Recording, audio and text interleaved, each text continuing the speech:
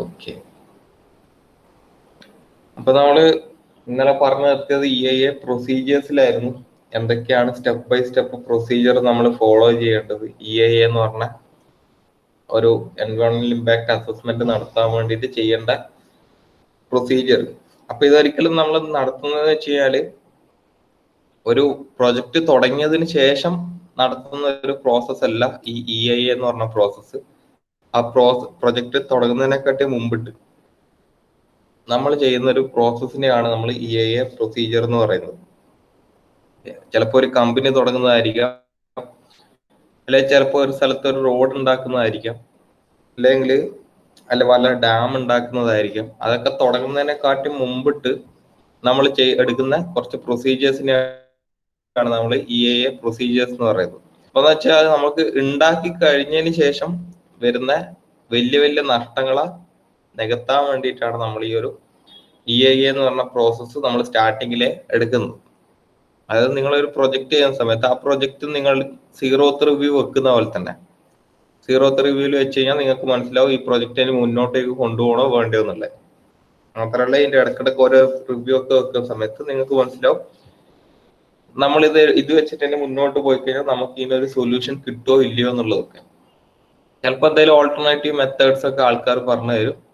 അപ്പം അതൊക്കെ വെച്ചിട്ട് നമ്മൾ ചെയ്യണോ വേണ്ടോ എന്ന് ആലോചിക്കുന്നതൊക്കെയാണ് ഈ EIA പ്രൊസീജിയർ എന്ന് പറയുന്നത്.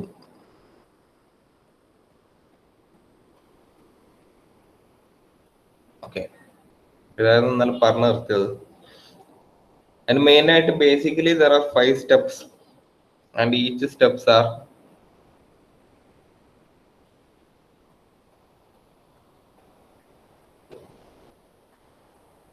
നമുക്ക് ഓരോ സ്റ്റെപ്പ് 1 by 1 ആയിട്ട് ജസ്റ്റ് ഒന്നുകൂടെ നോക്കാം. ഒന്ന് സ്ക്രീനിങ് ആണ്.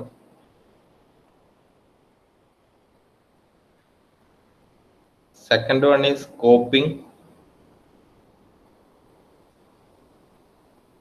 Third one is prediction and mitigation.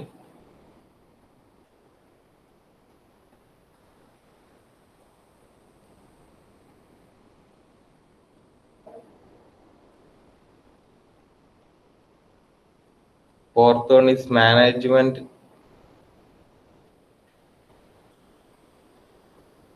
and monitoring.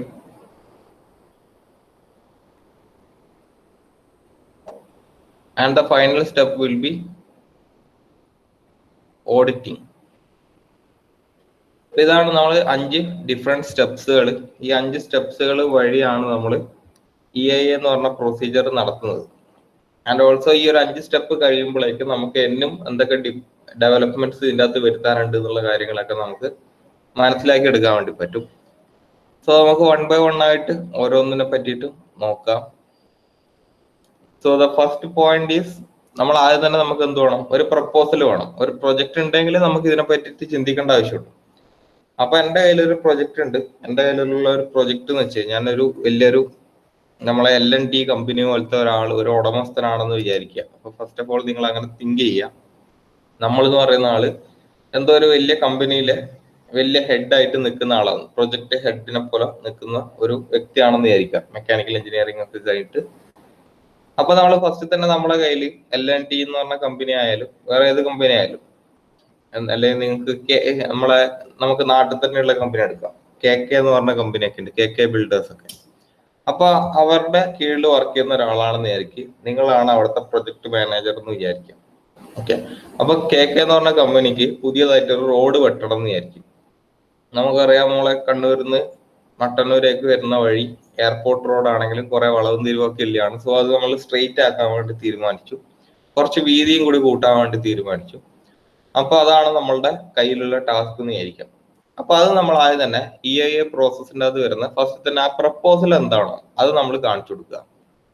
അതാണ് എൻ്റെ മെയിൻ പരിപാടി. ഫസ്റ്റ് ചെയ്യുന്ന പരിപാടി എന്ന് വെച്ചാൽ ഡിഫൈൻ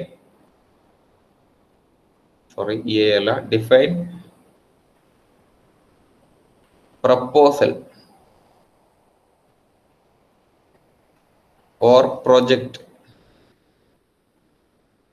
അല്ലെങ്കിൽ എന്തെങ്കിലും പ്ലാൻ ഉണ്ടെങ്കിൽ അത് ഇത് ഡിഫൈൻ ചെയ്യലാണ് എൻ്റെ ഫസ്റ്റ് പ്രോസസ് എന്ന് പറയുന്നത്. എൻ്റെ കയ്യിലൊരു ഞാനൊരു പ്രൊജക്ട് മാനേജറാണ്. ഞാൻ പറഞ്ഞു ഞാൻ കെ എന്ന് പറഞ്ഞ കമ്പനീൻ്റെ അകത്ത് വർക്ക് ചെയ്യുന്ന KK ബിൽഡേഴ്സിൽ വർക്ക് ചെയ്യുന്ന ഒരാളാണെന്ന് വിചാരിക്കുക. അപ്പൊ എന്റെ ലക്ഷ്യം എന്ന് വെച്ച് കഴിഞ്ഞാൽ ഒരു റോഡ് ഉണ്ടാക്കുക എന്നുള്ളതാണ്. റോഡിന്റെ വലിപ്പം കൂട്ടുക എന്നുള്ളതാണ്, ഉണ്ടാക്കുക എന്നല്ല. തൽക്കാലം നമുക്ക് കണ്ണൂരിൽ മട്ടന്നൂരിലേക്ക് പോകുന്ന റോഡ് കുറച്ച് വലുതാക്കി ഉണ്ടാക്കണം, അതാണ് നമ്മളുടെ ലക്ഷ്യം എന്ന് വിചാരിക്കുക. അപ്പൊ എന്റെ കയ്യിലൊരു പ്രപ്പോസൽ അല്ലെ പ്രൊജക്ട്, ഒരു പ്ലാൻ ഉണ്ട്. ആ പ്ലാനിന്റെ അകത്ത് ഞാൻ ഡീറ്റെയിൽ ആയിട്ട് പറഞ്ഞു കൊടുക്കും. ഈ EIA എന്ന് പറഞ്ഞ ആൾക്കാരുമായിട്ട് ബന്ധപ്പെടണം, കാരണം അതൊരു വലിയ ഹെവി പ്രൊജക്ട് ആയതുകൊണ്ട് തന്നെ ഇതുമായിട്ട് റിലേറ്റ് ചെയ്തിട്ട് കുറെ പബ്ലിക്കിന് ജോലി കിട്ടുകയും ചെയ്യും. അതേസമയം കുറെ പബ്ലിക്കിന്റെ സ്ഥലങ്ങളൊക്കെ നഷ്ടപ്പെടാനും സാധ്യതയുണ്ട്. പിന്നെ also there will be lot of pollutions and all affected because of this project. അപ്പൊ അങ്ങനത്തെ കുറെ പ്രശ്നങ്ങളൊക്കെ ഉള്ളതുകൊണ്ട് ഞാൻ ഫസ്റ്റ് തന്നെ കാണുക ആരെയാണ്, EIA മെമ്പർമാരെ കാണും. സോ EIA അപ്പം ചെയ്യുന്ന ഒരു പ്രോസസ്സാണ് സ്ക്രീനിങ് എന്ന് പറഞ്ഞ പ്രോസസ്സ്. അതാണ് നമ്മളെ ഫസ്റ്റ് പ്രോസസ് എന്ന് പറയുന്നത്. EIA കയ്യിൽ ഇത് കിട്ടിക്കഴിഞ്ഞാൽ EIA ഫസ്റ്റ് ചെയ്യുന്ന പ്രോസസ്സാണ് സ്ക്രീനിങ് എന്ന് പറഞ്ഞ പ്രോസസ്സ്. ആ സ്ക്രീനിങ്ങിന്റെ അകത്താണ് അവർ എന്ത് ചെയ്യുന്നത്, പ്രിപ്പറേഷൻ ഓഫ് ഇനീഷ്യൽ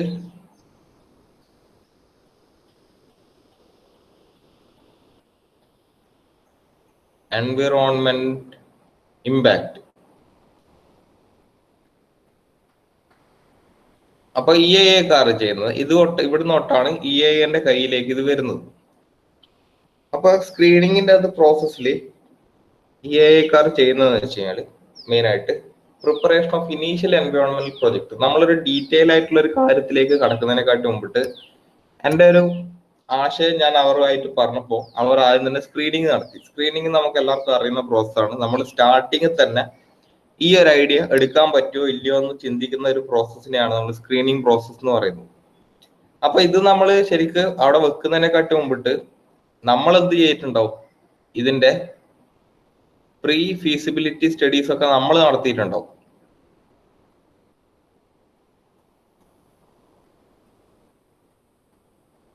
അല്ലെ, നമ്മൾ നിരന്തരമായിട്ട് ആ റോഡിൽ കൂടെ പോകുന്ന ആൾക്കാരാണെന്ന് വിചാരിക്കും. അപ്പൊ എനിക്ക് ഏകദേശം ഒരു ധാരണ ഉണ്ടാവും ഇവിടെ ഇങ്ങനെ ഒരു റോഡിന്റെ ആവശ്യം അവിടെ ശരിക്കും ഉണ്ട്. അപ്പൊ അങ്ങനെയൊക്കെയുള്ള കാര്യങ്ങൾ എനിക്ക് അറിയുന്നുണ്ട്. ഞാൻ അവിടെ ഓൾറെഡി ഒരു പ്രീ ഫീസിബിലിറ്റി സ്റ്റഡീസ് ഓൾറെഡി ഞാനായിട്ട് കണ്ടക്ട് ചെയ്തിട്ടുണ്ടാവും. ഞാനും എന്റെ ക്രൂ മെമ്പേഴ്സും ഒക്കെ കൂടിയിട്ട് കമ്പനീന്റെ ഉള്ളിൽ തന്നെ ഡിസ്കസ് ചെയ്തിട്ട് ഞാനിത് ഒരു പ്രീ ഫീസിബിലിറ്റി, അതായത് ഇതിന്റെ ഫീസിബിലിറ്റി എത്രയുണ്ട് എന്നുള്ളൊരു സ്റ്റഡി ഞാൻ നടത്തിയിട്ടുണ്ടാവും. അതിനുശേഷം ആണ് ഞാൻ ഇത് EIA ടീമിന്റെ അടുത്ത് പറയണ്ടാവും. EIA ടീം എന്താ ചെയ്യാ, ഫസ്റ്റ് തന്നെ ഒരു സാധനം കേട്ടപാട് നിങ്ങൾ തുടങ്ങിക്കോ എന്നല്ല പറയാ, അവർ നോക്കും. കാരണം ഇതിന്റെ അകത്ത് ഒരു റോഡാണ് നിങ്ങൾ ഉണ്ടാക്കാൻ വേണ്ടി പോകുന്നത്. സ്വാഭാവികമായിട്ട് ഇതുമായിട്ട് റിലേറ്റ് ചെയ്തിട്ട് എന്തെങ്കിലും പ്രശ്നങ്ങൾ വരുമോ? കാരണം കുറെ സ്ഥലങ്ങളൊക്കെ നമ്മൾ ഏറ്റെടുക്കേണ്ടി വരും. അതേപോലെ തന്നെ ഒരുപാട് മെഷീനറീസ് നമ്മൾ കൊണ്ടുവരേണ്ടി വരും. ആൻഡ് ഒരു ലോങ് ടേം പ്രോസസ്സാണ്, ഒരുപാട് ദിവസം കൊണ്ട് ചെയ്തു തീർക്കേണ്ട ഒരു പ്രോസസ്സാണ്. സോ ദെയർബൈ ആ ഒരു ലോങ് ടേം പ്രോസസ്സിന്റെ ഇടയിൽ ഒരുപാട് എൻവയോൺമെന്റൽ ഇമ്പാക്ട്സും ഒക്കെ വരാൻ സാധ്യതയുണ്ട്. അങ്ങനെയൊക്കെ കാര്യങ്ങൾ അവർക്ക് തോന്നിക്കഴിഞ്ഞാൽ അവർ എന്ത് പറയും, നമ്മളുടെ പ്രീ ഫീസിബിലിറ്റി സ്റ്റഡി ആയിട്ട് അവർ മാച്ച് ചെയ്തു. അവരും ഇതേപോലെ തന്നെ പ്രീ ഫീസിബിലിറ്റി സ്റ്റഡി ആയിരിക്കും ആദ്യം തന്നെ നടത്തുക സ്ക്രീനിങ് പ്രോസസ്സിൽ. ആൻഡ് ഓൾസോ അവർക്കിപ്പം മനസ്സിലായെന്ന് വിചാരിക്കും നോ EIA റിക്വയർഡ് ആണെങ്കിൽ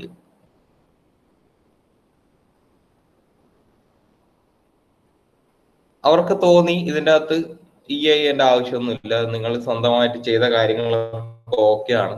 സ്ക്രീനിങ് പ്രോസസ്സ് കേട്ട ഉടനെ നിങ്ങൾക്ക് അവർക്ക് മനസ്സിലായി ഇതിൻ്റെ അകത്ത് നമ്മളായിട്ട് ഇടപെടേണ്ട ആവശ്യമൊന്നുമില്ല. EIA എന്ന് പറഞ്ഞ ഒരു ടീം ഈ ഒരു കാര്യത്തിൻ്റെ അകത്ത്, ഈ വിഷയത്തിന്റെ അകത്ത് ഇടപെടേണ്ടെന്ന് അവർക്ക് തോന്നി. അങ്ങനെ അവർക്ക് തോന്നിക്കഴിഞ്ഞാൽ അവർ നോ EIA റിക്വയർഡ് എന്ന് പറഞ്ഞിട്ട് നിങ്ങളുടെ പറഞ്ഞുതരും. അതേസമയം അവർക്ക് തോന്നുന്നു EIA ആവശ്യവും കൂടെ തന്നെ ഉണ്ട്, ഇവരുടെ എല്ലാ ഡെവലപ്മെന്റ് പ്രോസസ്സിന്റെ അകത്തും EIA റിക്വയർഡ് ആണെന്ന് മനസ്സിലാക്കുന്നു വിചാരിക്കും. അങ്ങനെയാണെങ്കിൽ ഇനി അങ്ങോട്ടുള്ള എല്ലാ പ്രോസസ്സിന്റെ അകത്തും ആരും കൂടി ഇൻവോൾവ് ചെയ്തിട്ടുണ്ടാവും. നമ്മൾ റോഡ് പണി തുടങ്ങുന്ന ആ ഒരു ഫ്രാക്ഷൻ ഓഫ് സെക്കൻഡ് തൊട്ട് യെസ് പറഞ്ഞതിന് ശേഷം EIA റിക്വയർഡ് ആണെന്ന് അവർ മനസ്സിലാക്കിയതിന് ശേഷം പിന്നെ അങ്ങോട്ടേക്ക് അവർ ഫുൾ ടൈം നിങ്ങളുടെ കൂടെ തന്നെ ഒരു ക്വാളിറ്റി മെമ്പർമാരായിട്ട് അവിടെ നിൽക്കുന്നുണ്ടാവും.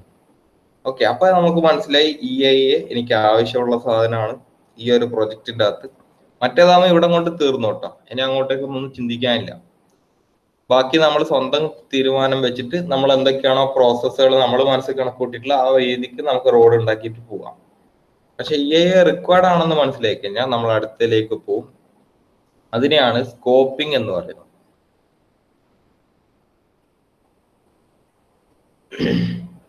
സോ സ്കോപ്പിംഗ് ബേസിക്കലി എന്താ ഉദ്ദേശം വെച്ചാല്, ഇവിടെയാണ് നമ്മൾ മെയിൻ ആയിട്ട് നമ്മളുടെ എന്തൊക്കെയാണ് പ്രപ്പോസലിൻ്റെ അകത്ത് വരാനുള്ള ഇഷ്യൂസ് അതൊക്കെ ഡിസ്കസ് ചെയ്യുന്നത്. സോ ഇവിടെയാണ് നമ്മൾ define issues and major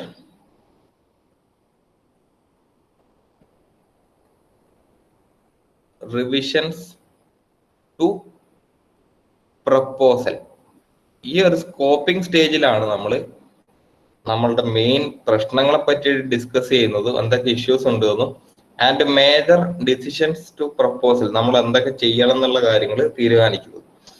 so നമുക്ക് സ്വാഭാവികമായിട്ട് അറിയാം, സ്ക്രീനിങ് എന്ന് പറഞ്ഞ പ്രോസസ്സിൻ്റെ അകത്ത് നമുക്ക് അധികം ആൾക്കാരുടെ ഇൻവോൾവ്മെന്റ് ആവശ്യമില്ല. കാരണം അവിടെ നമ്മൾ ജസ്റ്റ് നോക്കുന്നത് ആവശ്യമുണ്ടോ വേണ്ടയോ എന്നുള്ള കാര്യം മാത്രമാണ്. പക്ഷെ സ്കോപ്പിങ്ങിന്റെ സമയത്ത് നമുക്ക് മേജർ ആയിട്ടുള്ള പല പല ഡിസിഷൻസ് എടുക്കേണ്ടി വരും. സോ അതുകൊണ്ട് തന്നെ നമുക്ക് പലരുടെയും സഹായം ആവശ്യമുണ്ടാവും. അതിനെയാണ് നമ്മൾ പബ്ലിക് പാർട്ടിസിപ്പേഷൻ എന്നൊക്കെ പറയുന്നത്.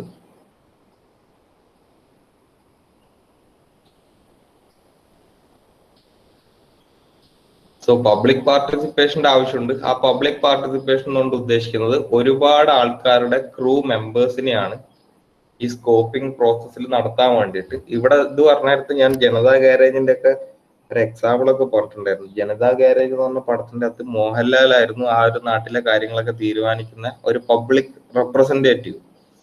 എന്തെങ്കിലും ഒരു സാധനം തുടങ്ങണോ വേണ്ടോ എന്നൊക്കെ തീരുമാനിക്കുന്ന ആള് അല്ലെ. അപ്പൊ അതേപോലെ തന്നെ ഇവിടെയും പബ്ലിക് പാർട്ടിസിപ്പേഷനിന്റെ അകത്ത് നമുക്ക് ആൾക്കാരുടെ ആവശ്യം എന്ന് വെച്ചാൽ ഒന്ന് ബേസിക്കലി പബ്ലിക് തന്നെയാണ്. പബ്ലിക്കിലെ ഒരു റെപ്രസെന്റേറ്റീവ് അവിടെ ഉണ്ടാവും. നെക്സ്റ്റ് സയന്റിഫിക് ബേസ് ഉള്ള ഒരാള്, പബ്ലിക്കിന് എത്രത്തോളം മനസ്സിലാക്കാൻ പറ്റുമോ അല്ലെങ്കിൽ അവരെ പറഞ്ഞ് മനസ്സിലാക്കിപ്പിക്കാനും ഒക്കെ സയന്റിഫിക് ബേസ് ഉള്ള ഒരു കമ്മ്യൂണിറ്റി അവിടെ ഉണ്ടാവും. ആൻഡ് ഓൾസോ കുറെ ഡിസിഷൻ മേക്കേഴ്സ് ഉണ്ടാവും.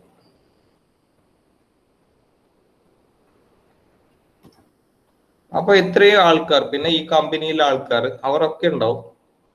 കമ്പനിയിലെ ആൾക്കാർക്ക് പുറമെ ന്റെ ഒരു ടീം മെമ്പേഴ്സിൽ വരുന്ന ബാക്കിയുള്ള ആൾക്കാരെ പറ്റിയിട്ടാണ് പറയുന്നത്. പബ്ലിക് പാർട്ടിസിപ്പേഷൻ ഉണ്ടാവും. പബ്ലിക്കിലെ ഒരു കുറച്ച് ഒന്നുകിൽ പഞ്ചായത്ത് മെമ്പർ അങ്ങനെ രീതിയിലുള്ള ആൾക്കാർ, അല്ലെങ്കിൽ നമ്മളുടെ പബ്ലിക്കിന് വേണ്ടിയിട്ട് വോയിസ് പറയാനുള്ള ഒന്നുകിൽ ആ ലൊക്കാലിറ്റി കണ്ണൂർ ടു മട്ടന്നൂർ ഏരിയയിലുള്ള മിക്കവാറും ഏരിയ കമ്മിറ്റി മെമ്പേഴ്സിനെയോ ആ 2-3 ആൾക്കാരൊക്കെ വിളിക്കുന്നുണ്ടാവും. കാരണം അവർക്ക് അറിയുള്ളൂ അവരുടെ ലൊക്കാലിറ്റിയിൽ വരുന്ന പ്രശ്നങ്ങൾ എന്തൊക്കെയാണ്, അവരുടെ ലൊക്കാലിറ്റിയിലെ ആൾക്കാർ ഫേസ് ചെയ്യുന്ന പ്രശ്നങ്ങൾ എന്തൊക്കെയാണ്, അതൊക്കെ മനസ്സിലാക്കണമെങ്കിൽ ആ പബ്ലിക്കിലെ ഒരു പാർട്ടിസിപ്പേഷൻ മസ്റ്റ് ആണ് അല്ലെ. പുറത്തുനിന്ന് നോക്കുന്ന ആൾക്ക് ചിലപ്പം പെട്ടെന്ന് തോന്നുന്നത് എന്താണ്, ഇപ്പൊ ഞാനൊരു പുറത്തുനിന്നുള്ള ഒരാളാണെന്ന് വിചാരിക്കും. എനിക്ക് നോക്കുമ്പോൾ എന്താ, എനിക്ക് റോഡ് നല്ല വീതിയായി കിട്ടുന്നുണ്ട്, അതാണ് എനിക്ക് ആവശ്യം, ഓക്കെ ആണ്. കാരണം എനിക്ക് നാളെ ട്രാവൽ ചെയ്യുന്ന സമയത്ത് എനിക്ക് സുഖമായിട്ട് പോകാൻ പറ്റും. പക്ഷെ അതേസമയം നമ്മൾ ആ റോഡ് വരുന്ന വഴികളിലൂടെയുള്ള പബ്ലിക്കിന്റെ പാർട്ടിസിപ്പേഷൻ എടുത്തിട്ടില്ലെങ്കിൽ നമുക്ക് ഒരിക്കലും മനസ്സിലാക്കാൻ പറ്റില്ല. കാരണം ഓരോ സ്ഥലത്തും ഓരോ ലൊക്കാലിറ്റിയിലും അതിൻ്റെതായിട്ടുള്ള പ്രശ്നങ്ങൾ ഉണ്ടാവും. ചില സമയത്ത് ചില സ്ഥലങ്ങളിൽ റിലീജിയസ് ആയിട്ടുള്ള എന്തെങ്കിലും ഇഷ്യൂസ് ഉണ്ടാവും അല്ലെ. തൊട്ടടുത്ത് എന്തെങ്കിലും പള്ളിയോ അങ്ങനത്തെ കാര്യങ്ങളൊക്കെ ഉണ്ടാവും, അല്ലെ അമ്പലമോ അങ്ങനത്തെ ഒക്കെ ഉണ്ടാവും. അപ്പൊ അതിനെ പറ്റിയിട്ട് നമ്മൾ ഡിസ്കസ് ചെയ്യേണ്ടി വരും. ഈ റോഡ് വരുന്ന സമയത്ത് അതൊക്കെ പൊളിക്കേണ്ടി വരും. പിന്നെ ഓൾസോ നമ്മൾ ഇങ്ങനെ പോകുന്ന സമയത്ത് അവിടെ മിക്കവാറും ഒരു ലൊക്കാലിറ്റി ചിലപ്പോൾ ഹോസ്പിറ്റലും കാര്യങ്ങളൊക്കെ ഉണ്ടാവും. അപ്പൊ ഹോസ്പിറ്റലൊക്കെ ഉണ്ടാകുന്ന സമയത്ത് ഇങ്ങനത്തെ റോഡ് പണീന്റെ പ്രോസസ് ഒക്കെ നടക്കും. ആ ഹോസ്പിറ്റലിന്റെ വർക്കിങ്ങിനെ അത് ബാധിക്കാൻ സാധ്യതയുണ്ട്. ഓൾസോ ഒരുപാട് പൊല്യൂഷൻസ് ഉണ്ടാവാൻ സാധ്യതയുണ്ട്, എയർ പൊല്യൂഷനും ഒക്കെ ഉണ്ടാവാനുള്ള സാധ്യതകളുണ്ട്. ചിലപ്പോൾ അവിടെ പോകുന്ന വഴിക്ക് ഒരു വൈൽഡ് ലൈഫ് സാങ്ച്വറി ഉണ്ടാവും, വൈൽഡ് ലൈഫിനെ പ്രിസർവ് ചെയ്യുന്ന ഒരു സ്ഥലം ഉണ്ടാവായിരിക്കും. അവർക്ക് എന്ന് വെച്ചാൽ ഇങ്ങനത്തെ ഒച്ചപ്പാടും ബഹളമൊക്കെ വന്നു കഴിഞ്ഞാൽ അവരുടെ ആ ലൈഫ് സൈക്കിളിനെ ചെറുങ്ങനെ ബാധിക്കാൻ സാധ്യതയുണ്ട്. ഇതൊക്കെ അറിയണമെങ്കിൽ ആ പബ്ലിക്കിന്റെ പാർട്ടിസിപ്പേഷൻ നമുക്ക് ആവശ്യമുണ്ട്. പിന്നെ ഓൾസോ സയന്റിഫിക് ആയിട്ട് കാര്യങ്ങൾ പറഞ്ഞ് മനസ്സിലാക്കാനുള്ള ഒരു മെമ്പർമാർ ആവശ്യമുണ്ട്. ആൻഡ് ഓൾസോ ലാസ്റ്റ് ഡിസിഷൻ മേക്കിങ്ങിന്റെ ആൾക്കാരും ആവശ്യമുണ്ട്. അപ്പൊ അതിനെയൊക്കെ കൂടി ചേർത്തിട്ടാണ് നമ്മൾ പബ്ലിക് പാർട്ടിസിപ്പേഷൻ എന്നുകൊണ്ട് ഉദ്ദേശിക്കുന്നത്. അപ്പൊ സ്കോപ്പിങ്ങിലൂടെ നമുക്ക് മനസ്സിലാവും ഒരുപാട് കാര്യങ്ങൾ നമ്മൾ പോയിന്റ് ഔട്ട് ചെയ്ത് വെക്കും. ഓക്കെ, കുറെ കാര്യങ്ങൾ നമ്മൾ ലിസ്റ്റ് ഔട്ട് ചെയ്ത് വെക്കും. ഇന്ന പ്രശ്നങ്ങളുണ്ട്, ഇന്ന അഡ്വാൻറ്റേജസ് ഉണ്ട്, അതായത് മെറിറ്റ്സ് ആൻഡ് ഡിമെറിറ്റ്സ്, അതൊക്കെ നമ്മൾ ലിസ്റ്റ് ഔട്ട് ചെയ്ത് വെക്കും 1 by 1 ആയിട്ട്. അപ്പൊ സ്കോപ്പിങ്ങും കൂടി കഴിഞ്ഞാൽ നമുക്ക് ഏകദേശം ധാരണ കിട്ടും. കാരണം സ്കോപ്പിങ്ങിന്റെ അകത്ത് നമ്മൾ ഇഷ്യൂസ് ഒക്കെ ഡിഫൈൻ ചെയ്തു, മേജർ ആയിട്ടുള്ള ഡിസിഷൻ ടു പ്രപ്പോസൽ, നമ്മൾ ആ റോഡ് പണിന്റെ പ്രപ്പോസലിന് എടുക്കേണ്ട മേജർ ഡിസിഷൻസും ഒക്കെ പറഞ്ഞു കൊടുക്കും. ഇപ്പം കെ കെ കമ്പനീന്റെ അകത്തുള്ള വന്ന കെ കെ ബിൽഡേഴ്സിലെ ആൾക്കാർക്ക് ഈ സ്കോപ്പിംഗ് പരിപാടി കഴിഞ്ഞപ്പോഴേക്കും മനസ്സിലായിട്ടുണ്ടാവും ഇവർ വിചാരിച്ച പ്രൊജക്ട് ഒന്നിക്കൽ ഇവരുടെ കയ്യിൽ ഒതുങ്ങുന്നതായിരിക്കില്ല. കാരണം ഇങ്ങനത്തെ ഒരുപാട് പ്രശ്നങ്ങൾ ഇതുമായിട്ട് റിലേറ്റ് ചെയ്തിട്ടുണ്ട്. ചിലപ്പോൾ അവർക്ക് മനസ്സിലാവും ഇത് നമുക്ക് മുന്നോട്ടേക്ക് കൊണ്ടുപോകാൻ പറ്റുന്ന കാര്യങ്ങളാണ്. കാരണം പല ഇഷ്യൂസും നമുക്ക് സോൾവ് ചെയ്യാൻ പറ്റുന്നതാണ്. കാരണം നമ്മൾ റോഡ് പണീൻ്റെ അകത്തൊക്കെ പരമാവധി സൗണ്ട്ലെസ് ആയിട്ടുള്ള മെഷീൻസ് ഒക്കെ കൊണ്ടുവരിക, അധികം പൊല്യൂഷൻ ഇല്ലാത്ത മെഷീൻസ് ഒക്കെ കൊണ്ടുവരിക, അങ്ങനെയൊക്കെ ചെറിയ ധാരണകളൊക്കെ ഉണ്ടാവും. സോ ഇവിടെ നിന്നാണ് അവർക്ക് മനസ്സിലാകുന്നത് ഇത് വെച്ചിട്ട് ഇനി മുന്നോട്ടേക്ക് പോണോ വേണ്ടി വന്നു. കാരണം ഈ ഒരു പ്രോസസ്സ് കഴിയുമ്പോഴേക്ക് നമുക്ക് വലിയ പൈസ ചെലവൊന്നുമില്ല, ഇത്രയും സമയമുള്ള പ്രോസസ്സ് അല്ലെ. അതേസമയം നമ്മൾ പ്രൊജക്ട് തുടങ്ങിയതിന് ശേഷമാണ് ആൾക്കാർ കൊടിയും കുത്തി വരുന്നതെങ്കിൽ നമുക്ക് ചിലപ്പോൾ ആ പ്രൊജക്ട് അവിടെ വെച്ച് നിർത്തേണ്ടി വരും. ഓക്കെ, നിർത്തി കഴിഞ്ഞാൽ നമുക്ക് ഒരുപാട് ഫിനാൻഷ്യൽ ലോസസ് ആ കമ്പനിക്ക് ഉണ്ടാവുമായിരിക്കും. അപ്പൊ അതുകൊണ്ടാണ് നമ്മൾ ഇങ്ങനെ ഒരു പ്രോസസ്സ് വഴി തന്നെ പോകുന്നത്. സോ ഈ ഒരു സ്കോപ്പിംഗ് പ്രോസസ്സ് കഴിഞ്ഞു കഴിഞ്ഞാൽ ഈ പറഞ്ഞ ഫിനാൻഷ്യൽ ഇഷ്യൂസ് ഒക്കെ നമുക്ക് ഒരു പരിധി വരെ സോൾവ് ചെയ്തെടുക്കാൻ പറ്റും അല്ലെ. മേജർ ആയിട്ടുള്ള വലിയ ഇമ്പാക്ട് ഓൺ ഫിനാൻഷ്യൽ അല്ലെ എക്കണോമിക് ഇഷ്യൂസ് ഉണ്ടാവില്ല ഒരു കമ്പനിക്ക് മാത്രമല്ല നമ്മളുടെ എൻവയോൺമെന്റ് ഇമ്പാക്ട് കുറവായിരിക്കും. സോ ഇതിൽ നിന്ന് നമുക്ക് ഒരുപാട് കാര്യങ്ങളൊക്കെ കിട്ടി. അതിൽ നിന്നാണ് നമ്മൾ ലാസ്റ്റ് ചെയ്യുന്നത് പ്രെഡിക്ഷൻ ആൻഡ് മിറ്റിഗേഷൻ. ഇതാണ് നമ്മളുടെ നെക്സ്റ്റ് പോയിന്റ് വരുന്നത്. സ്കോപ്പിംഗ് കഴിഞ്ഞാൽ പിന്നെ നമ്മൾ കമ്പനി മുന്നോട്ടേക്ക് പോവാണ്. ഈ ഒരു പ്രപ്പോസലും വെച്ചിട്ട് കമ്പനിക്ക് മനസ്സിലായി വലിയ പ്രശ്നമൊന്നുമില്ല, വി ക്യാൻ മൂവ് ഓൺ. അങ്ങനെ ഒരു തോന്നൽ ഉണ്ടായി കഴിഞ്ഞാൽ അവിടെ നടത്തുന്ന പ്രോസസ്സിനെയാണ് നമ്മൾ പറയുന്നത് പ്രെഡിക്ഷൻ ആൻഡ് മിറ്റിഗേഷൻ എന്ന് പറയുന്നത്.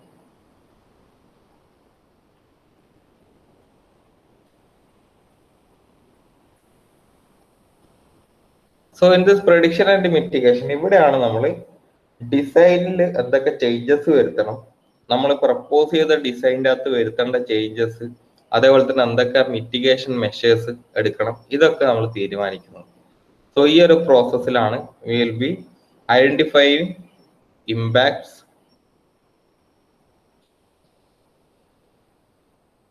എന്തൊക്കെ ഇമ്പാക്ട്സ് വരാനുണ്ടോ അത് ഐഡന്റിഫൈ ചെയ്യും.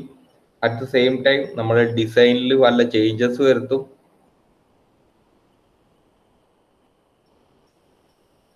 ആൻഡ് ഓൾസോ ഇവിടെയാണ് നമ്മൾ mitigation measures, prediction and mitigation എന്നാണുള്ള പേരുള്ളത്. സോ മിറ്റിഗേഷൻ മെഷേഴ്സ്, ഇല്ലാതാക്കാനുള്ള മെഷേഴ്സ്, ഈ കാര്യങ്ങളൊക്കെ തീരുമാനിക്കുന്നത് ഈ പ്രെഡിക്ഷൻ ആൻഡ് മിറ്റിഗേഷൻ സ്റ്റേജിലാണ്. ആൻഡ് ഓൾസോ ഇതൊക്കെ തീരുമാനിച്ചു ഉറപ്പിച്ചു നമ്മൾ ഓക്കെ ആണ്, നമ്മളുടെ കമ്പനി അതിന് മുന്നോട്ടേക്ക് പോകാൻ വേണ്ടി റെഡിയാണ്, അവിടെ റോഡ് പണിയെടുക്കാൻ ഓർ വാട്ട് ഓൾ ഡാം ആയിരിക്കും, maybe a dam or a road construction or a big construction site or an IT company, what all എന്ത് കൺസ്ട്രക്ഷൻ ആയാലും നമ്മൾ ഈ പ്രെഡിക്ഷൻ ആൻഡ് മിറ്റിഗേഷൻ പ്രോസസ്സിൽ what all we have identified impacts that are associated with our proposed plan, we have designed, we have made some design changes, we have ensured some mitigation measures. So ഇതൊക്കെ കഴിഞ്ഞു കഴിഞ്ഞാൽ we can move on to our next process that is entirely related to the management. ഇനി അങ്ങോട്ടേക്ക് വരുന്ന കാര്യങ്ങൾ എന്ന് വെച്ച് കഴിഞ്ഞാൽ ഫുള്ളി EIA പ്രോസസ്സ് ഇവിടെ കൊണ്ട് ഒരു പരിധി വരെ സ്റ്റോപ്പ് ചെയ്തിട്ടാണുള്ളത്. എൻവയോൺമെന്റൽ ഇമ്പാക്ട് അസസ്മെന്റ് പറഞ്ഞ പ്രോസസ്സ് ഒരു പരിധി വരെ നമ്മൾ ഈ ഒരു സ്റ്റേജിൽ അവിടെ നിർത്തി. And rest all the process are concerned with management only. So management will be preparing a draft എൻവയോൺമെന്റൽ impact statement.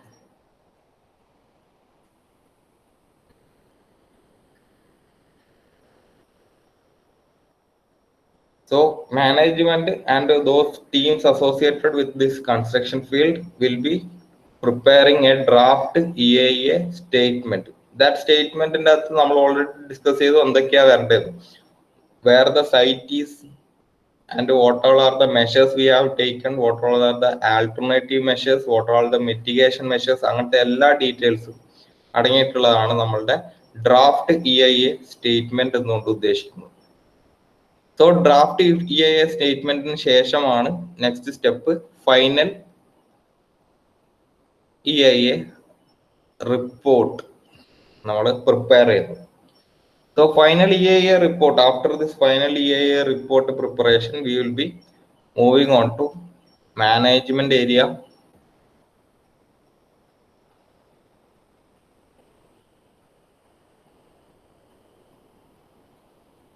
So in this management area, we will be making management and monitoring. Now construction തുടങ്ങി.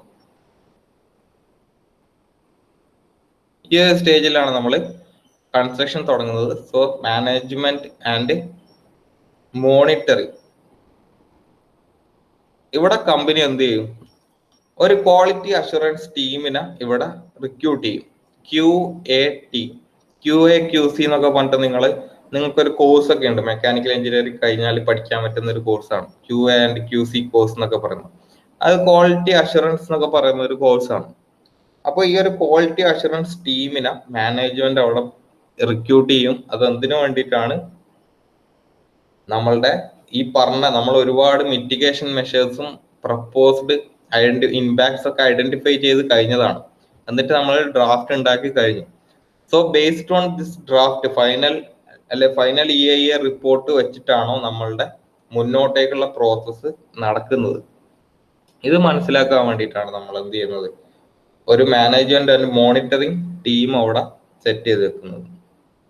അപ്പോൾ ഇത് ഇവരെന്താ ചെയ്യുന്നത്? മെയിനായിട്ട് നമ്മൾ വിചാരിച്ച പ്രകാരം തന്നെയാണോ മുന്നോട്ടേക്കുള്ള പ്രോസസ്സുകൾ നടക്കുന്നത്, അത് മോണിറ്റർ ചെയ്യാൻ വേണ്ടിയിട്ടാണ് മാനേജ്മെന്റ് തന്നെ ഇങ്ങനെ ഒരു ആൾക്കാരെ വെച്ചിട്ടുള്ളത്.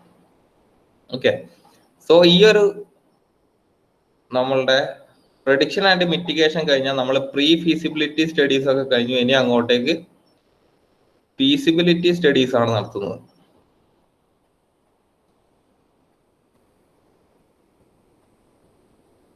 കാരണം ഇനി നമുക്ക് പ്രീ ഫീസിബിലിറ്റിന്റെ ആവശ്യമില്ല, ഡയറക്റ്റ് ആൻഡ് ഫീസിബിലിറ്റി ആയി ഓക്കെ ആണ് ഇവിടുന്ന് അങ്ങോട്ടേക്കുള്ള പ്രോസസ്സുകൾ. സോ പ്രീ ഫീസിബിലിറ്റി സ്റ്റഡീസ് നമ്മൾ തുടങ്ങി. EIA സ്റ്റേറ്റ്മെന്റ് ഉണ്ടാക്കുന്ന സമയത്ത് തന്നെ നമ്മൾ എന്ത് ചെയ്യും? നമ്മളുടെ ഡീറ്റെയിൽഡ് ഡിസൈൻ നമ്മൾ ഫോം ചെയ്തിട്ടുണ്ടാവും. നമ്മൾ ഉണ്ടാക്കാൻ പോകുന്ന ഡിസൈനിനെ പറ്റിയിട്ടുള്ള ഡീറ്റെയിൽഡ് ഡിസൈൻ നമ്മൾ ഈ ഒരു സ്റ്റേജിൽ നമ്മൾ ഉണ്ടാക്കി കഴിഞ്ഞിട്ടുണ്ടാവും. അതിനെ നമ്മൾ മാനേജ്മെന്റ് ആൻഡ് മോണിറ്ററിങ്ങിന്റെ സമയത്ത് എന്ത് ചെയ്തിട്ടുണ്ടാവും? ഇംപ്ലിമെന്റ് ചെയ്തിട്ടുണ്ടാവും. കാരണം വർക്ക് തുടങ്ങി. സോ ഇംപ്ലിമെന്റ് ചെയ്തു. ഡീറ്റെയിൽഡ് ഡിസൈനിനെ നമ്മൾ നേരെ മാറ്റി ഇംപ്ലിമെന്റേഷൻ എടുത്തു. അങ്ങനെ ആ ഒരു പ്രോസസ് ഇവിടെ ഓപ്പറേഷണലായി. നമ്മൾ ആ പ്രോസസ് അവിടെ തുടങ്ങി, ഓപ്പറേഷണൽ സ്റ്റേജിലെത്തി. അങ്ങനെ ഇരിക്കുമ്പോഴാണ് നമ്മൾ എന്ത് വരുന്നത്? EIA എന്ന് പറഞ്ഞ ടീം ഇടക്കിടക്ക് ഇൻസ്പെക്ഷന് വരും. അതിനെയാണ് നമ്മൾ ഓഡിറ്റിംഗ് എന്ന് പറയുന്നത്. അതാണ് final last but not least point എന്ന് പറയുന്നത് ഓഡിറ്റിംഗ് ആണ്. ഓഡിറ്റിംഗ് എന്ന് പറയുമ്പോഴത്തേക്ക് നമ്മൾ നേരത്തെ പറഞ്ഞ കുറെ സയന്റിഫിക് ആൾക്കാരും കുറച്ച് പബ്ലിക്കും കാര്യങ്ങളൊക്കെ ഉണ്ടായിരുന്നല്ലോ. അവർ ഇടക്കിടക്കെ വന്നത് ചെക്ക് ചെയ്യും. നമ്മൾ ചെയ്യുന്ന പ്രോസസ്സുകൾ അവർ വിചാരിച്ച രീതിയിൽ തന്നെ ആയിരുന്നോ പോയിക്കൊണ്ടിരിക്കുന്നത്, അത് ചെക്ക് ചെയ്യും. ചെക്ക് ചെയ്തിട്ട് ഓക്കെ ആണെങ്കിൽ അവരും ഓക്കെ ആയിരിക്കും അല്ലെ. അവർ വിചാരിക്കുന്ന നമ്മൾ വിചാരിച്ച പോലെ തന്നെയാണല്ലോ കാര്യങ്ങൾ മുന്നോട്ടേക്ക് പോകുന്നത്. There is no issues related to any other. അത് നമ്മളെ ഈ ബൗണ്ടറിക്ക് ഉള്ളിലുള്ള എല്ലാ കാര്യങ്ങളും തന്നെയാണ് ഇപ്പം മുന്നോട്ടേക്ക് പോയിക്കൊണ്ടിരിക്കുന്നത്. There is no issues related to എൻവയോൺമെന്റൽ ഇമ്പാക്ട്സ്. ദർബൈ നമ്മൾ ഓഡിറ്റിംഗിൽ മനസ്സിലാക്കുക, അത് ആ പ്രോസസ് നടത്തുന്നതാണ് ഓഡിറ്റിംഗ്. ഇപ്പൊ KTU ആയാലും KTUവിന്റെ അകത്തും എന്തുണ്ട്? നിങ്ങൾക്ക് ഇയർലി ഓഡിറ്റ് ഉണ്ട്. അത് നിങ്ങൾക്ക് ചിലപ്പോൾ അറിയില്ലായിരിക്കും. ചില ഓഡിറ്റർമാർ വന്നു കഴിഞ്ഞാൽ നിങ്ങളെടുക്കുക ഡയറക്റ്റ് ഇൻവോൾവ് ചെയ്തിട്ട് സംസാരിക്കാറൊക്കെ ഉണ്ട്. നിങ്ങൾക്കൊക്കെ പരിചയമുള്ളതായിരിക്കും. അതായത് പുറത്തുള്ള ഒരാളെ വിളിച്ചിട്ട് KTU നിയമിക്കും, ഒരു ഏതെങ്കിലും വേറെ ഏതെങ്കിലും എഞ്ചിനീയറിംഗ് കോളേജിലുള്ള ആൾക്കാരെ വെച്ചിട്ട് നിങ്ങൾക്ക് വന്ന് ചോദിക്കും ആ ഓഡിറ്റർ എങ്ങനെയുണ്ട്, കാരണം നമ്മൾ ഉണ്ടാക്കിയ ഫയൽ വർക്ക് ഒക്കെ ഫാബ്രിക്കേറ്റഡ് ആണോ അല്ലയോ എന്നൊക്കെ മനസ്സിലാക്കാൻ വേണ്ടിയിട്ടുണ്ട്. അപ്പൊ നിങ്ങളുടെ ടീച്ചിങ് മെത്തേഡ്സ് ഒക്കെ എങ്ങനെയാണ് പോകുന്നത്, നിങ്ങൾക്കൊക്കെ സാറ്റിസ്ഫൈഡ് ആണോ എന്നുള്ളത് കാര്യങ്ങളൊക്കെ അവർ ചോദിക്കുന്നുണ്ട്. ആ സെയിം പ്രൊസീജിയർ തന്നെയാണ് ഇവിടുത്തെ ഓഡിറ്റിംഗ് എന്നും പറയുന്നത്. പുറത്തുള്ള ഒരാൾ വന്നിട്ട് നമ്മൾ ജസ്റ്റ് റെക്കോർഡ് വർക്ക്സ് മാത്രം നോക്കിയിട്ട് പോകുന്നതായിരിക്കില്ല, അവർ ആ കൺസേൺഡ് ആയിട്ടുള്ള ആൾക്കാരുമായിട്ട് റിലേറ്റ് ചെയ്തിട്ട് സംസാരിക്കും. അതിനെ പറ്റിയിട്ട് എന്തെങ്കിലും പ്രശ്നങ്ങളുണ്ടോ, എന്തെങ്കിലും പോരായ്മകളോ അല്ലെങ്കിൽ നമ്മൾ വിചാരിച്ച രീതിയിലല്ല വർക്ക് പോകുന്നതെന്നുണ്ടോ, അങ്ങനത്തെ കാര്യങ്ങളൊക്കെ അവർ ഓഡിറ്റിംഗ് സ്റ്റേജിൽ തീരുമാനിക്കും. ആൻഡ് ഓഡിറ്റിംഗ് കഴിഞ്ഞാൽ പിന്നെ നമ്മൾ അഗെയിൻ ഓഡിറ്റിങ്ങിൻ്റെ അകത്ത് എന്തെങ്കിലും പ്രശ്നങ്ങളൊക്കെ ഉണ്ടെങ്കിൽ അഗെയിൻ നമ്മൾ എങ്ങോട്ടേക്ക് പോകും? If at all there is any problems related to auditing, നമ്മൾ നമ്മളുടെ പ്രപ്പോസ് പ്ലാനിലേക്ക് തിരിച്ചു പോകും. ഈ പ്ലാനിൽ നിന്ന് തിരിച്ച് രണ്ടാമത് ഈ പ്രോസസ്സുകളൊക്കെ പിന്നെയും കണ്ടിന്യൂ ചെയ്യും. ഈ പ്രോസസ്സുകൾ ഇങ്ങനെ ഒരു സൈക്ലിക് പ്രോസസ്സാണ്. ഓഡിറ്റിംഗ് കഴിഞ്ഞ് കഴിഞ്ഞാൽ ഇൻ കേസ് എന്തെങ്കിലും പ്രശ്നങ്ങൾ ഇതുമായിട്ട് റിലേറ്റ് ചെയ്തിട്ടുണ്ടെങ്കിൽ നമ്മൾ രണ്ടാമത് നമ്മളുടെ പ്രപ്പോസ്ഡ് പ്ലാനിലേക്ക് പോകും, പിന്നെയും സ്ക്രീനിങ് പ്രോസസ്സ് നടത്തും. ആ ഒരു സ്റ്റേജ് തൊട്ട് അങ്ങോട്ടേക്ക് ഇനി എന്തൊക്കെ ചെയ്യണം എന്നുള്ളതാണ് അപ്പം നമ്മൾ തീരുമാനിക്കുക. ആ സമയത്ത് നമുക്ക് മനസ്സിലാവും EIA ആവശ്യമുണ്ടോ ഇല്ലയോ എന്നുള്ളത്. അഗൈൻ EIA ആവശ്യമില്ല, കാരണം അത് നമുക്ക് ചെറിയൊരു തെറ്റിദ്ധാരണ ആയിരുന്നു എന്നൊക്കെ തോന്നിക്കഴിഞ്ഞാൽ നമ്മൾ എന്ത് ചെയ്യും, നോ EIA റിക്വയർഡ് എന്ന് പറഞ്ഞിട്ട് എഴുതി തള്ളും. അതർവൈസ് EIA റിക്വയർഡ് ആണെങ്കിൽ നമ്മൾ അഗൈൻ സ്കോപ്പിങ്ങിലേക്ക് പോകും. സ്കോപ്പിങ്ങിനകത്ത് നമ്മൾ ഇനി ചിന്തിക്കുക എന്താ, ഇപ്പം നമ്മൾ പിൻ പോയിന്റ് ചെയ്തിട്ടുള്ള what all issues we have pin pointed, എന്തൊക്കെയാണ് നമ്മൾ ഇപ്പം പ്രസന്റ് സിറ്റുവേഷനിൽ കണ്ടുപിടിച്ചിട്ടുള്ളത്, അതിന്റെ സ്കോപ്പിങ്ങിലേക്കായിരിക്കും പോവുക. ഓക്കെ, ആ സമയത്തുള്ള സ്കോപ്പിംഗ് നമ്മൾ നടത്തും. അങ്ങനെ നമ്മൾ അതിന്റെ ഇഷ്യൂസ് ഡിഫൈൻ ചെയ്യും.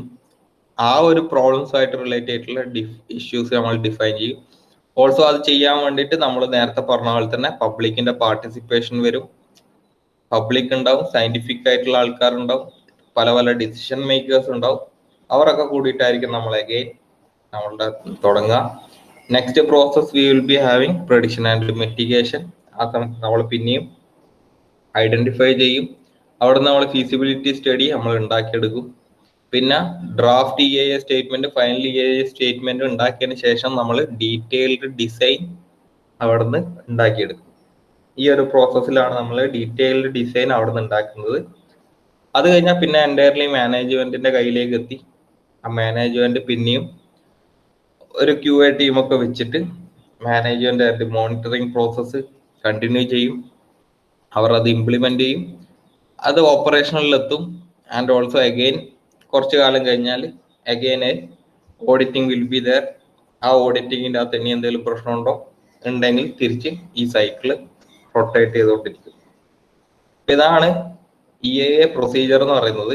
എപ്പോഴും ചോദിക്കാറുള്ള ഒരു സാധനമാണ്. 20 മാർക്സിന്റെ ഡയറക്റ്റ് ക്വസ്റ്റ്യൻ ആണ് ചോദിക്കാറുള്ളത്. 20 മാർക്സിന് ഡയറക്റ്റ് ക്വസ്റ്റ്യൻ ആണ് ഇതെപ്പോഴും ചോദിക്കാറുള്ളത്. അതുകൊണ്ട് ഈ ഒരു ലേ ഔട്ട് പഠിച്ചിട്ട് ഫുൾ ഓരോ കാര്യങ്ങൾ എന്തൊക്കെയാണ് വരുന്നത് എന്നുള്ളത് പഠിക്കുന്ന സമയത്ത് ഇങ്ങനെ ആലോചിക്കാൻ, നിങ്ങളൊരു KK ബിൽഡറോ അങ്ങനെ എന്തെങ്കിലും ഒരു ഹയർ പോസ്റ്റിൽ നിൽക്കുന്ന ആളാണ്, നിങ്ങൾക്ക് റിലേറ്റഡ് ആയിട്ട് പല പല പ്രശ്നങ്ങൾ ഉണ്ടെങ്കിൽ അത് വെച്ചിട്ട് തന്നെ പഠിക്കാം. അപ്പോൾ ഇത്രയും കാര്യങ്ങൾ പെട്ടെന്ന് നമുക്ക് മനസ്സിലാക്കാൻ പറ്റും. അപ്പം ഒരു ഫുൾ പേജിന്റെ അകത്ത് ഇത് ചിത്രം മാത്രമായിട്ട് വരക്കാനുണ്ടാവും, കാരണം അത്രയും വലിയ ഇമേജ് ആണ് അല്ലെ. സ്റ്റെപ്പുകൾ എന്ന് പറയുന്നത് അത്രയും വലിയ സ്റ്റെപ്പുകളാണ്. അതുകൊണ്ടാണ് ഇത് 20 മാർക്കിന് ഡയറക്റ്റ് ചോദിക്കുന്നത്. ഒരൊറ്റ ക്വസ്റ്റ്യൻ ആയിരിക്കും ഉണ്ടാവും. What are the EIA procedures to be followed എന്നൊക്കെ പറഞ്ഞിട്ടായിരിക്കും ക്വസ്റ്റ്യൻ ഉണ്ടാവും.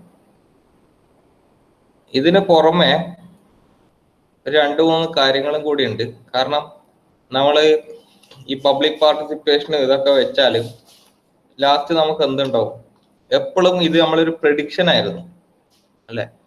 പ്രഡിക്ഷൻ ആയതുകൊണ്ട് തന്നെ ഇതിൻ്റെ അകത്ത് പല പല കോൺഫ്ലിക്ട്സ് ഉണ്ടാവാൻ സാധ്യതയുണ്ട്. കോൺഫ്ലിക്ട്സ് എന്ന് വെച്ച് കഴിഞ്ഞാൽ അഭിപ്രായ വ്യത്യാസങ്ങളും അൺസർട്ടനിറ്റി ഒക്കെ.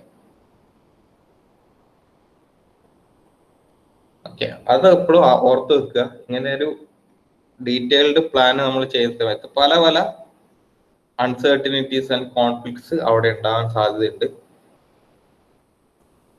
കോൺഫ്ലിക്ട്സ് അല്ലെങ്കിൽ അൺസർട്ടനിറ്റി, അതായത് ഉറപ്പില്ലാത്ത അവസ്ഥ. അൺസർട്ടൈൻ എന്ന് പറയുന്നത് നമ്മൾ ഉറപ്പിച്ചിട്ട് പറയുന്ന കാര്യങ്ങൾ. അൺസർട്ടനിറ്റി എന്ന് വെച്ചാൽ നമുക്കൊരു ഉറപ്പില്ലാത്ത അവസ്ഥ തന്നെയാണ് നമ്മൾ അൺസർട്ടനിറ്റി എന്ന് പറയുന്നത്. കാരണം ഇത് ഫുള്ള് എന്ന് വെച്ചാൽ ഈ ഒരു പ്രോസസ്സ് ഫുൾ ബേസ് ചെയ്തത് പ്രഡിക്ഷനെ ബേസ് ചെയ്തിട്ടാണ്. നമ്മൾ ഒരിക്കലും ഉണ്ടാക്കി കഴിഞ്ഞതിന് ശേഷം അവിടെ എന്തൊക്കെ സംഭവിച്ചു എന്നല്ല നമ്മൾ ഒരിക്കലും നോക്കാറ്. ഉണ്ടാക്കുന്നതിനെക്കാട്ടി മുമ്പിട്ട് എന്തൊക്കെ സംഭവിക്കാൻ സാധ്യതയുണ്ട് അതിനെ ബേസ് ചെയ്തിട്ടാണ് നമ്മളെപ്പോഴും പറയാറ്. ഓക്കെ, അപ്പൊ ഇതിന്റെ ലൈവ് കാര്യങ്ങളൊക്കെ നമ്മൾ എല്ലാ ദിവസവും അറിയുന്നത്. മിക്കവാറും സമരങ്ങളും കാര്യങ്ങളൊക്കെ ഉണ്ടാകുന്ന സമയത്ത് നമ്മൾ പ്രതിഷേധമായിട്ട് ഇറങ്ങാറുണ്ട്. അത് പബ്ലിക് പാർട്ടിസിപ്പേഷൻ ആണ് ആക്ച്വലി. ഈ ഇപ്പൊ ലക്ഷദ്വീപില്ലാത്തും പ്രശ്നങ്ങളൊക്കെ ഉണ്ടാകുന്നുണ്ട്. അപ്പൊ അവിടെ നിന്നൊക്കെ പബ്ലിക് പാർട്ടിസിപ്പേഷൻ ഇപ്പൊ ഓൾറെഡി വന്നു തുടങ്ങി. ഓക്കെ, ഇതൊക്കെയാണ് മെയിനായിട്ട് പറയാനുള്ളത്. ഇന്നത്തെ ടോപ്പിക് നമുക്ക് ഇത് വെച്ചിട്ടുണ്ടെന്ന് നിർത്താം. നാളെ നമുക്ക് നോക്കാനുള്ളതെന്ന് വെച്ച് കഴിഞ്ഞാൽ what are the techniques for impact analysis. ഇമ്പാക്റ്റിന്റെ അനാലിസിസിന് വേണ്ട ടെക്നിക്സിനെ പറ്റിയിട്ടാണ് നോക്കാനുള്ളത്.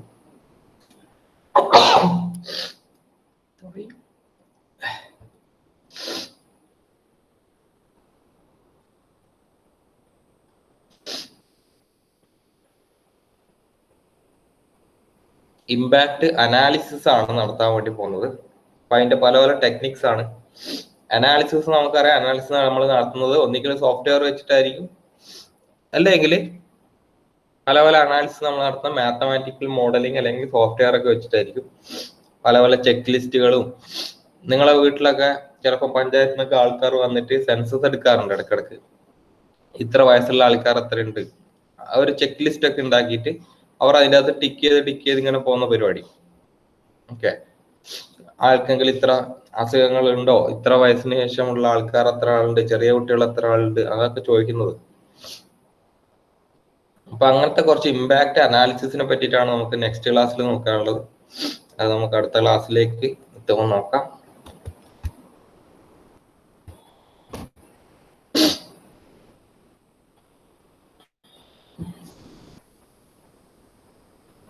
നമുക്കിപ്പോ ഏതായാലും വൈൻഡ് അപ്പ് ചെയ്യാം.